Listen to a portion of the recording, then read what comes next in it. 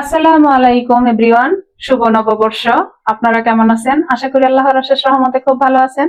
আমিও আলহামদুলিল্লাহ ভালো আছি। তো আজকে পহেলা বৈশাখ, পান্তা ইলিশ তো চাই। তো এর জন্য এই যে ছোট সাইজের একটা ইলিশ মাছ নিয়ে নিলাম।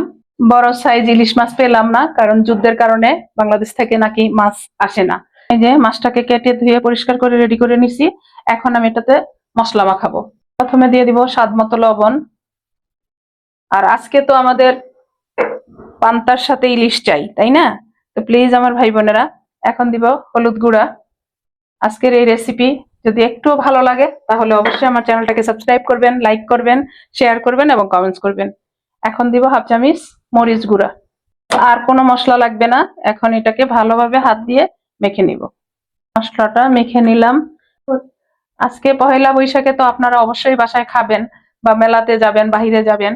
তো আমরা প্রবাসে বসে খাবো না, এটা তো হয় না। এর জন্য এই যে আমিও রেডি করে নিলাম, আপনাদের সাথে আমরাও এনজয় করব।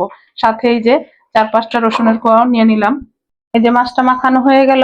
এখন এই যে চুলায় আমি একটা ফ্রাই প্যান বসাই দিছি, চুলাটাও জ্বালাই দিছি। দিয়ে দিব এখন সরিষার তেল। বিসমিল্লাহির রহমানির রহিম। একটু বেশিই দিব। তেলের মেজারমেন্ট আর বললাম না।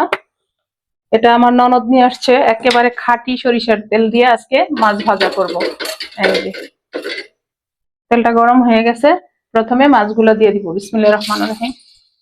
মাছ ভাজা আমরা সবাই পারি, তাই না? তবে এর মধ্যে টুইস্ট আছে। এই মাছটা ভাজা হবে প্লাস ভর্তা হবে। এই যে দেখেন মাছটা এক পিঠ ভাজা হয়ে গেল। আর এখন এই মাছ ভাজা আমরা সবাই পারি। আমি আমার মতো করে শেয়ার করলাম আপনাদের সাথে। এই যে মাশাআল্লাহ, সরিষার তেল। মাছটা ছোট হলে কি হবে, অনেক সেন্ট আসতেছে। এই যে, আমার নতুন রাঁধুনি, নতুন প্রজন্মের যারা আছেন, বাহিরে তো খাবেন, বাসায়ও ট্রাই করবেন আমার রেসিপিটা দেখে প্লিজ। এই যে দেখেন মাশাআল্লাহ, সরিষার তেলে মুচমুচে করে আমি ইলিশ মাছটা ভেজে নিলাম। এখন এই যে উঠাই নিব।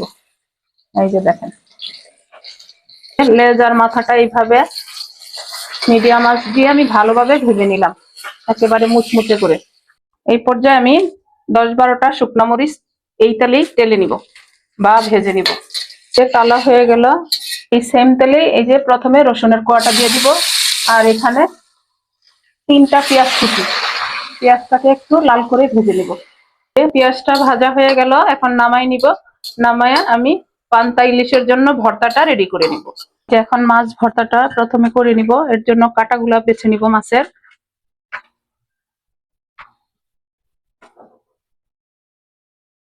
মাছটা একটু ঠান্ডা করে নিছি। এখন এই যে কাটাগুলা এইভাবে বেছে নিব। কাটাগুলা বেছে নিলাম, তারপরেও একটু একটু তো থাকবেই, যেহেতু ইলিশ মাছের 30 কাটা, তাই না? তো এটা সাইডে রেখে এখন আমি ভর্তাটা বানাবো। আর ঝাল যে যতটুকু খান অতটুকু দিয়ে নিবেন। আমার বাসায় আমার ছেলে মেয়েরা ঝাল একটু কম খায়, এর জন্য আমি একটু কমই দিব। মরিচের সাথে দিয়ে দিব স্বাদ মতো লবণ, সামান্য একটু দিব, যেহেতু মাছের মধ্যে লবণটা দেয়া আছে। মরিচটাকে একটু এইভাবে চটকে নিব। একেবারে সহজ আজকের এই রেসিপি, অথচ এই পয়লা বৈশাখে না খেলেই নয়, তাই না? এখন এই পর্যায়ে দিব একটু কাঁচামরিচ কুচি, দিব ধনে পাতা কুচি। এই যে মেখে নিলাম। আর এই যে এখানে আমি রসুন পেঁয়াজ একসাথে ভেজে নিছি, সেটা রসুনটাকে প্রথমে একটু চটকে নিব। আর এইখানে আর সরিষার তেল দেওয়ার কোনো প্রয়োজন নাই, যেহেতু আমি সরিষার তেল দিয়েই ভেজে নিচ্ছি সবকিছু। এই যে এখন দিয়ে দিব পেঁয়াজ গুলা। দেখেন মাশাআল্লাহ, মুখে পানি চলে আসতেছে ভর্তা বানানোর আগেই। এই যে ভর্তাটা বানানো হয়ে গেল। এই পর্যায়ে দিয়ে দিব আমি একটু লেবুর রস। লেবুর রসটা দিতে চেষ্টা করবেন, তাহলে ভর্তাটার স্বাদ আরো দ্বিগুণ হয়ে যাবে। এখন এই যে আমি ভর্তাটা হয়ে গেল, ভর্তাটা প্রথমে রেডি করে নিব। এই যে এর জন্য একটা ফিশ ট্রে বা মাছের ট্রে নিয়ে নিলাম। প্রথমে দিয়ে দিব এই যে মাছের মাথাটা। এরপর দিব এই যে ভর্তাটা বানায় রাখছি সেটা। আমার প্রিয় ভাই বোনেরা, আমরা একের ভিতরে দুই, মাছ ভাজাও খাবো ভর্তাও খাবো। এখন এইখানে দিয়ে দিব একটা লেবু, দিয়ে দিব একটা বোম্বাই মরিচ, এটা আমার গাছের নিজের লাগানো মরিচ। এই যে দিয়ে দিব একটু শসা, অলরেডি এখানে আমি আরো শসা দিচ্ছি, আর একটু দিয়ে দিলাম। আর এই যে শুকনো মরিচ। দেখেন আমার প্রিয় ভাই বোনেরা, আজকে পয়লা বৈশাখের পান্তা ইলিশ রেডি। এর মধ্যে কি না আছে দেখেন তো, সব কিছু আছে। এখানে ইলিশ ভর্তা, ইলিশ ভাজা, সাথে লেবু, বোম্বাই মরিচ, কাঁচা মরিচ, শুকনো মরিচ, শসা ভর্তা, আলু ভর্তা, সাথে মিষ্টি কুমড়া ভাজি, বেগুন ভাজি, করলা ভাজি, সাথে আছে পান্তা। এই পান্তা তো সাথে দিতেই হবে, তাই না? আর শেষ পাতে মিষ্টি। এই শেষ পাতে রসগোল্লা আর গোলাপ জামুন। এই দুইটা মিষ্টি আমি নিজেই বানাইছি, আমার হাতে বানানো। যদি আপনারা রেসিপি দেখতে চান, গোলাপ জামুনের রেসিপি তো অলরেডি ইউটিউবে আছে।